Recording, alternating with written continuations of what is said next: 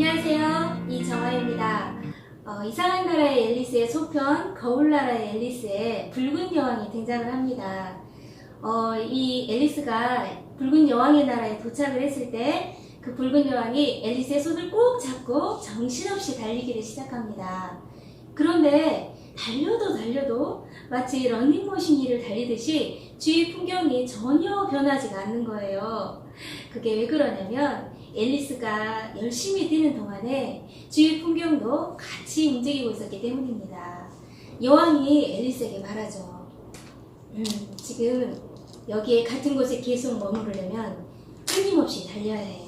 그리고 다른 곳으로 이동하려면 두세 배는 더 빨리 달려야 한다고. 네, 이 붉은 여왕 이야기는 끊임없이 새로움을 추구하지 않으면 도태될 수밖에 없고, 또 우리가 앞서간다 할지라도 금방 뒤처질 수밖에 없고, 또 우리가 뒤처져서 있다면 금방 달려서 또 이렇게 시대에 맞춰야 되는 요즘 시대를 표현하는 것 같은데, 자, 이런 표현을 생태계의 붉은 여왕의 효과라고 합니다. 우리가 이 세상을 살아가면서 성실하고 부지런한 것도 좋죠. 그러나 눈에 보이지 않는 지혜가 필요합니다. 마인드의 변화와 또 지혜가 함께하는 마인드 톡톡, 이 시간 저와 함께 해보실까요? 먼저 28세의 청년이 사형 단두대에 서 있습니다. 집행관이 소리치죠. 사형 집행 전 마지막 5분을 주겠다. 단 5분.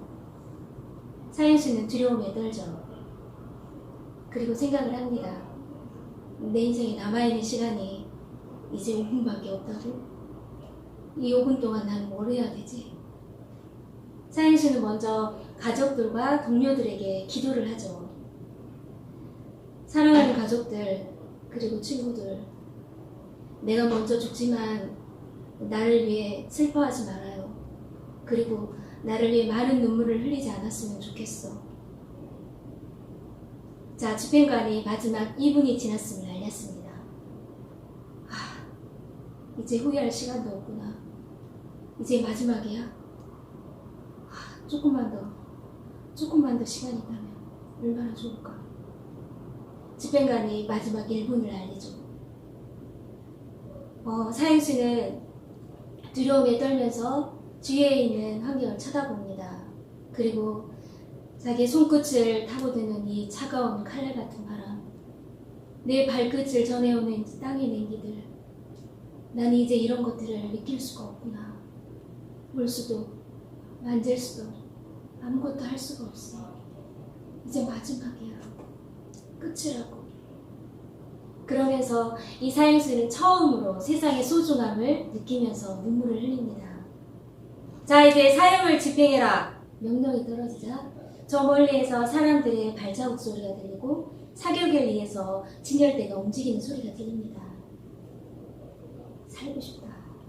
살고 싶다. 진짜 살고 싶다. 조금만 더 시간이 주어진다.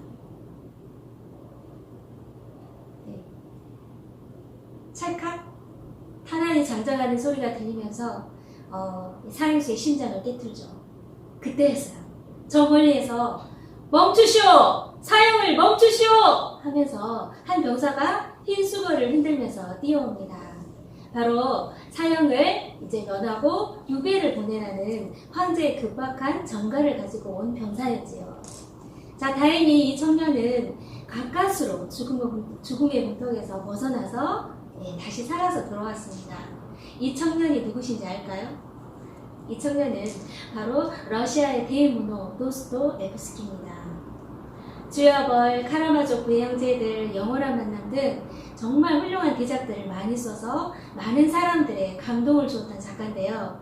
이 작가가 나중에 백지라는 장편 소설에서 이렇게 적었어요.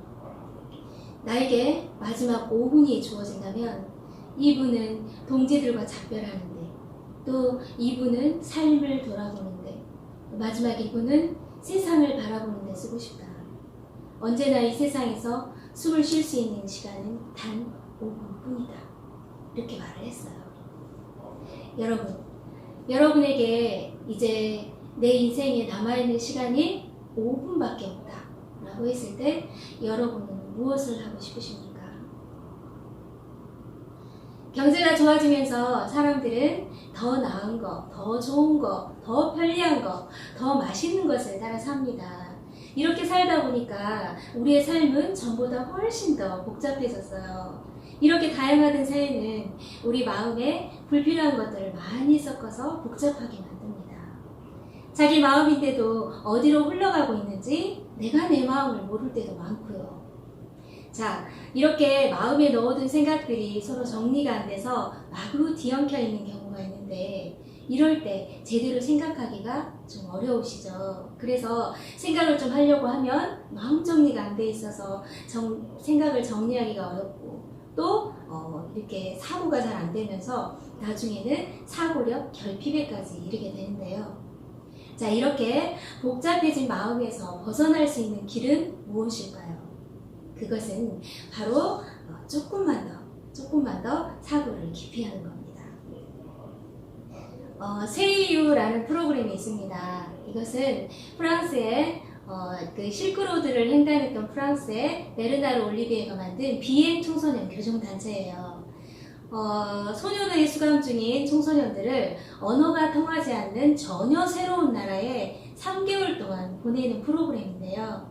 물론 떠나기 전에 심리학자나 사회복지사나 또 자원봉사자들과 함께 떠나는 건데 하루에 25km 이상 이렇게 걷고요. 3개월이니까 2000km 이상을 걷는다고 합니다. 그래서 다 걷고 나면 석방을 허가해주는 교정 프로그램이에요.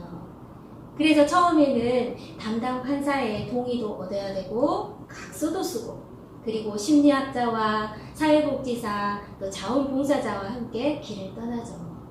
처음에 대부분의 청소년들이 내가 왜 걸어야 되냐 이러면서 투덜대기도 하고 불평도 하고 강하게 저항을 합니다. 그러나 이제 3개월 동안 계속 걷는 거죠. 걸으면서 어때요? 계속 걷다 보면 정말 포기하고 싶은 순간들이 올라오겠죠. 그런데 거기서 조금 더 걷고 또 걷고 또 걷다 보면 이제는 아주 조금씩 과거에 대해서 돌아보고 내가 왜 그런 잘못을 저질렀을까 스스로 생각하고 사과하고 된다고 합니다. 그러면서 조금 더 한계를 넘다 보면 이제는 몸이 지치고 힘든 것보다는 어떤 한계, 고비만 살짝 넘고 나면 이제 새로운 힘이 마음에 오는 거예요. 그래서 즐거움도 느끼고 또 희열도 느끼게 되는 거죠. 그래서 떠나기 전에 이제 그 대부분의 청소년들이 어른들을 향해서 이런 생각을 한다고 해요. 어른들은 우리들의 적이야. 도대체가 대화가 안 돼. 이런 생각을 했었는데 이제 걸으면서 주위의 분들이 지나가면서 칭찬을 해주면 어른들이 나를 어른으로 대해주니까 너무 기분이 좋다. 나 이제부터 어른처럼 행동을 해야 되겠다. 이렇게 말하기도 하고요.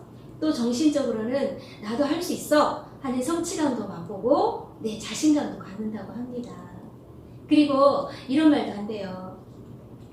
내가 떠나기 전에는 건달이었는데 돌아와서 보니까 영웅이 되어 있더라. 또 그리고 내가 떠나기 전에는 진짜 잘못된 행동으로 다른 사람들한테 낙인 찍혔는데 이제는 다른 행동으로 사람들한테 인정받고 싶어. 자, 이런 말도 한대요. 그래서 마음의 꿈도 가지고 또 이렇게 희망도 갖는다고 합니다. 이렇게 한계를 넘는 걷기를 통해서 마음의 변화가 일어나고 또 전에 없던 새로운 희망을 품게 되죠.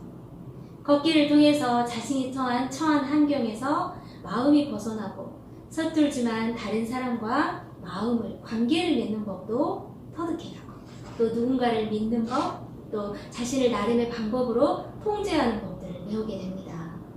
걷기가 참 좋은 것 같지 않나요? 네. 이런 걷기를 통한 세이유 프로그램을 통해서 청소년 재범률이 획기적으로 낮아졌다고 합니다. 대개의 경우가 보통 수감자들의 재범률이 85%에 이르는데요. 이 프로그램을 시행한 이후에 그 재범률이 15%로 획기적으로 낮아졌다고 합니다. 그래서 이 프로그램의 효과를 두고 이웃 나라에서 너도 나도 하고 싶다 그래서 많이 도입을 해서 실제로 이 청소년들에게 도입을 하고 있다고 해요. 효과도 많이 보고 있고요. 우리가 걷는 일은 이렇게 스마트하지만 한편 초조하고 분주한 일상에 또 빠르게 하는 속도만 강조하는 우리 삶 속에 어쩌면 깊이를 더할 수 있는 아주 좋은 방법이 아닌가 싶습니다. 모차르트 아시죠? 이 모차르트가 이 주옥 같은 명곡들이 많잖아요. 근데 그것도 산책을 하면서 걷는 동안에 머릿속에서 떠오른 악상들로 이렇게 지었다고 합니다. 그리고 프랑스 철학자 루소도 걸으면서 그 속에서 아이디어가 팍팍 샘솟아서 그런 명언들을 남겼다고 합니다. 자, 조금만 더 우리 마음을 정리하게 하고 또 사고를 깊게 하는 이야기를 좀 해볼게요.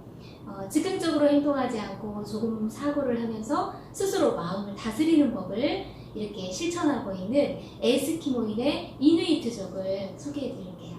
자, 이누이트족은 특별한 관습이 있는데 만약에 이웃하고 이렇게 심하게 다퉜잖아요. 그러면은 집안에 있는 막대기를 들고 길을 떠난다고 합니다. 하염없이 무작정 걷는 거죠.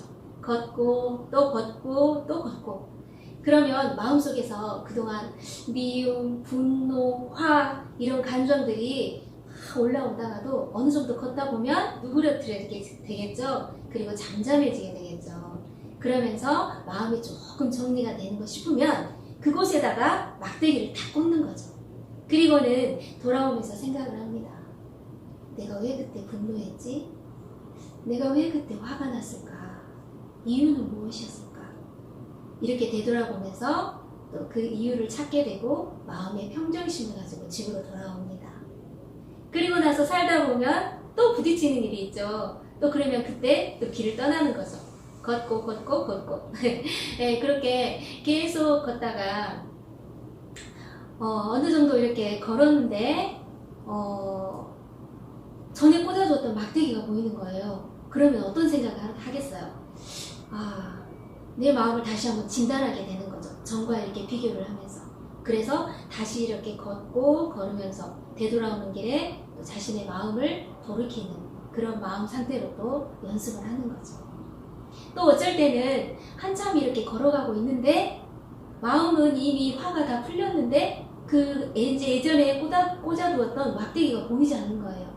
그럴 때는 내가 예전보다 마음이 견딜만 하구나 이런 생각을 하면서 돌아오는 길에 감사하는 마음을 품고 돌아온다고 합니다.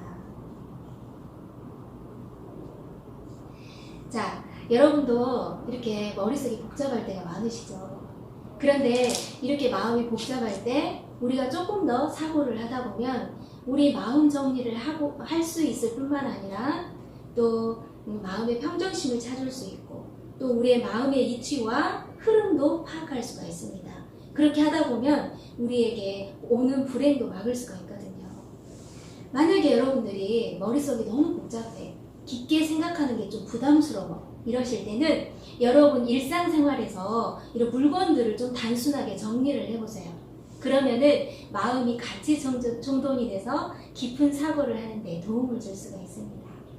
자, 깊은 사고는 이렇게 불행을 피하게 해주고 뜻하지 않은 행복도 만나게 해주고 또 더 나은 삶을 살게 해줄 뿐만 아니라 우리 마음에 잃어버린 감사나 행복들을 찾게 해서 마음의 세계를 부자로 만들어줍니다. 그래서 참 좋거든요. 제가 저희 딸이 초등학교 6학년 때 아파트 경비실 앞에서 자동차와 부딪혔어요. 그래서 저는 가벼운 접촉사고인 줄 알았거든요. 그랬는데 뒤태부가 골절이 된 거예요. 그래서 이제 병원으로 이송을 해서 이렇게 두꺼운 쇠를 밖으로 이렇게 해서 뼈를 고정하는 수술을 받았습니다. 그리고 6개월이 지났는데 어떻게 보면 아이들은 성장이 빠르기 때문에 빨리 뼈가 붙고 회복력도 빠르잖아요. 근데 6개월이 지났는데도 뼈가 붙질 않는 거예요. 그래서 주위에서 병원을 좀 옮겨보면 어때? 그런 말들을 많이 했었어요. 그러나 제가 집이 가깝고 저도 생활하기가 편하니까 그냥 그 병원에 계속 입원해 있었거든요. 그래서 6개월이 훨씬 지난 이후에 이제 다리가 어느 정도 뼈가 붙어서 쇠를 제거하는 수술을 위해 수술실로 들어갔습니다. 수술실로 들어갔는데 한참이 지나도 나오지가 않는 거예요. 1시간이 훌쩍 지났는데 아이가 수술실에서 나왔는데 그것도 무릎에 재수술을 받고 나온 겁니다. 그것은 의사가 이렇게 쇠를 제거하는 수술을 하면서 이 아이가 오랫동안 다리를 뻗고 있었기 때문에 물리치료를 하려면 불편하겠다 이런 생각이 들어서 이렇게 받치 상태에서 다리를 꺾어버린 거예요. 그래서 무릎 인대가 파열이 되면서 다시 재수술을 받고 나왔습니다. 저희 남편과 저는 그 광경을 보면서 하늘이 무너지고 마음이 말할 수 없이 찢어지고 고통스러웠습니다.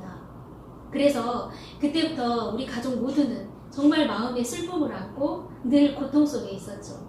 우리 딸아이가 다리를 잘 못 쓸 수도 있겠다. 장애인이 될 수도 있겠다. 이런 생각을 하니까 그 마음의 슬픔에서 도저히 벗어날 수가 없었어요. 그랬는데 어느 날 제가 존경하는 분이 병문안을 오셨습니다. 그리고 제 손을 꼭 잡으면서 말씀하셨어요. 정아야, 세상을 살다 보면 우리가 이해할 수 없는 일을 참 많이 만나. 그래서 우리가 마음에 고통을 당하고 어려움을 당할 수도 그럴 때도 많지만, 하지만 우리가 당하는 모든 일은 선한 일이란다. 그래서 네 마음에 감사함으로 받아봐. 그러면 반드시 아름답게 바뀔 거야. 이 말씀을 해주시더라고요. 저는 그때 상황이 누구도 의지할 수 없었고 또 지푸라기라도 있으면 잡고 싶은 그런 심정이었기 때문에 제 마음에 그 말씀이 그대로 제 마음에 받아들이게 됐어요. 그리고 마음을 바꾸었습니다. 그랬더니 너무 신기한 게 그동안 제 마음에 슬픔과 절망밖에 없었는데 새로운 마음이 제 마음을 채워가기 시작했어요. 감사하고 행복하고 그런 마음들이 마음에 가득 차기 시작했어요. 그래서 그 이후로도 저희 딸은 오랫동안 물리치료가 되지 않아서 다리가 다 구부러지지 않았어요. 그러나 제 마음은 너무 행복했습니다.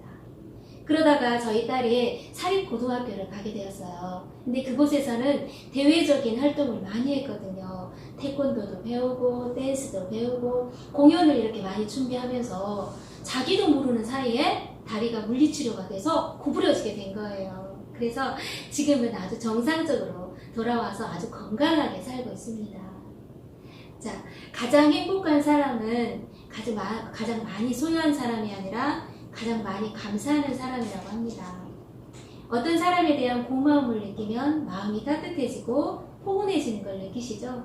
우리가 일상을 살다 보면 삶에 쫓기듯이 살다 보면 굉장히 바빠요. 그래서 사고할 시간이 없어요. 하지만 여러분, 잠깐만 아주 조금만 짬을 내서 내가 무엇을 위해 살고 있는가? 내 삶에 중요한 건 무엇이지? 나는 무엇을 위해 달려가고 있지? 하면서 조금만 더 사고를 하신다면 여러분들 마음이 감사와 행복한 마음을 찾을 수 있고요. 그런 우리의 속에는 그런 마음의 세계가 있습니다. 그런데 너무 바쁜 일상 때문에 그런 마음에 소중히 담아야 되는 것들을 잃어버리고 도적질하고 살아가거든요. 그래서 사고를 통해 그런 마음들을 되찾으시길 바라고요. 우리 마음은 감사, 사랑, 또 남을 위한 희생이 우리 마음에 채워져야 행복해집니다.